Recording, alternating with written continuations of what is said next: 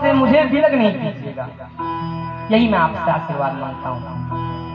ध्रुव जी प्रेम से गा रहे हैं, आइए हम भी ध्रुव जी के भाव में जाएं। मुझे चरणों से लगा ले। आगे ध्रुव जी का विवाह हुआ है, इला नाम की कन्या से विवाह हुआ। और आगे इनके जो भाई हैं उत्तम, वो एक बार महाराज जाके यक्षों से युद्ध कर बैठे। यक्षों ने उत्तम को मार दिया तो ध्रुव जी क्रोधित होके गए और बहुत से यक्षों का इन्होंने संहार कर दिया। फिर इन्हें शिक्षा मिली कि बेटा तुम्हारे एक भाई मारने की वजह से तुमने इतने यक्षों का नाश कर दिया, ये अच्छी बात नहीं है। ध्रुव जी फिर रुके हैं। आगे ध्रुव जी के वंश की कथा सुनाई गई। बंधुओं, अंग हुए अंग के वेण हुए, और चतुर्थ स्कंद विश्राम है। पंचम स्कंद में अब सुखदेव जी महाराज परीक्षित जी को, जो मनु महाराज के कितने पुत्र थे, मनु महाराज के सब खा पी के बैठ गए ये लोग। बोले महाराज आपकी कथा आपके पंडाल में सुन के यहीं रख के जाती हूँ, घर कुछ लेके नहीं जाती हूँ। कितने पुत्र थे मनु महाराज के? हाँ जी, क्या बात है, एक बार ताली बजाओ उनके लिए। कम से कम बोल नहीं पा रहे, ताली तो बजा दो। याद है उनको 2 पुत्र मनु महाराज के। छोटे पुत्र की वंश की कथा हमने श्रवण की उत्तान पर। बड़े पुत्र हैं प्रियव्रत, प्रियव्रत जी की कथा सुनाए। प्रियव्रत राजा हुए, बहुत प्रतापी राजा हुए, जिन्होंने एक बार बैठे बैठे मन में विचार किया कि ये आखिर रात्रि क्यों होती है। बहुत कर्मनिष्ठ राजा हुआ। बोले ये रात्रि होती क्यों है? बिना मतलब लोग 12 घंटा सो के खत्म कर देते हैं। मैं ऐसा कुछ करूंगा जिससे रात्रि होने नहीं दूंगा, दिन बना रहेगा, सब लोग खूब कार्य करेंगे, खूब भगवान का नाम लेंगे। और महाराज इन्होंने एक रथ का निर्माण किया और रथ से पृथ्वी और सूर्य के 7 परिक्रमा लगाए और 7 दिनों तक रात्रि होने ही नहीं दिया। तब ब्रह्मा जी प्रकट हुए और ब्रह्मा जी प्रकट होकर प्रियव्रत से बोले कि बेटा जो हो रहा है उसे होने दो, अपना कुछ ज्यादा नियम नहीं चलाओ। सब कुछ भगवान नियम के लिए बनाए हैं, सब उपयोग के लिए बनाए हैं। प्रियव्रत जी बात मान के गए। प्रियव्रत जी की विवाह, प्रियव्रत जी का विवाह हुआ। पत्नी का नाम बरहिस्मती और प्रियव्रत जी के 10 पुत्र हुए। और 10 पुत्रों में इनके बड़े पुत्र थे, उनका नाम था आग्निद्र। और आग्निद्र जी महाराज का विवाह पूर्वचित्ती अप्सरा नाम, पूर्वचित्ती नाम की अप्सरा से हुआ। और इनके बड़े बेटे का नाम हुआ नाभि। वंश की कथा है, ध्यान से सुनना। नाभि का विवाह हुआ मेरु देवी के साथ। इनके पुत्र हुए नाभि और मेरु देवी के गर्भ से भगवान ऋषभ देव के स्वरूप में पधारे। बोलिए ऋषभ देव भगवान की जय हो। ऋषभ देव भगवान जो जैन संस्कृति के प्रथम तीर्थंकर हुए, ऋषभ देव जी।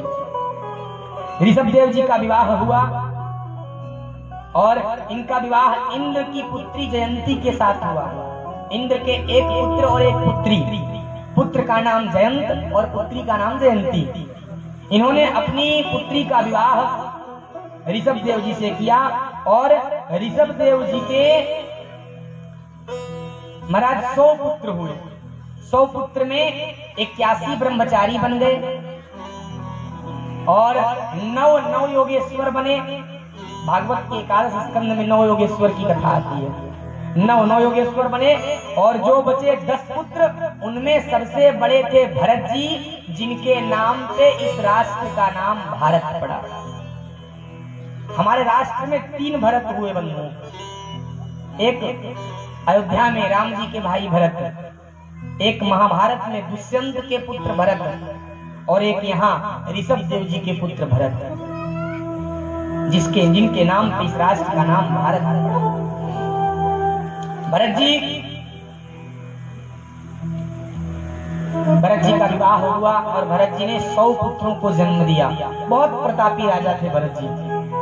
भरत जी समय समय पे अपने पुत्रों को खूब ज्ञान देते और जब भरत जी देखे कि चौथापन आ गया तो अपने बड़े पुत्र को राजगद्दी पे बिठा के और भरत जी चले गए जंगल तपस्या करने के लिए।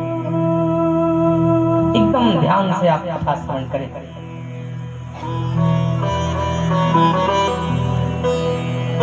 असुर को बंद कर दें, प्रेम से कहिए राधे राधे। असुर को बंद किया जाए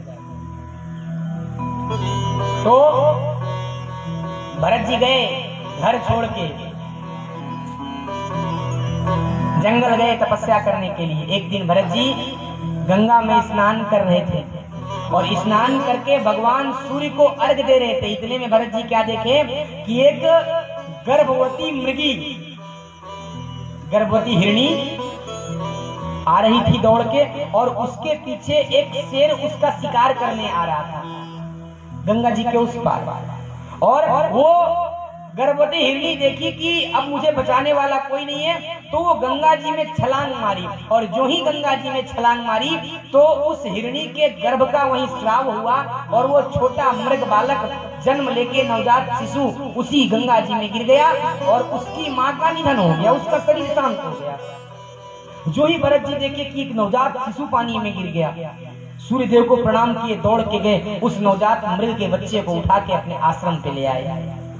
उसका खूब पालन पोषण किए, खूब उसको आग में सेके, खूब बढ़िया से उसके शरीर को गर्माहट प्रदान किए। वो अच्छा हो गया, धीरे धीरे उसको खिलाने पिलाने लगे। वो भरत जी के साथ रहने लगा, भरत जी से घुलने मिलने लगा। अब क्या हुआ, भरत जी दिन प्रतिदिन भरत जी का लगाव उस मृग के बच्चे में होने लगा।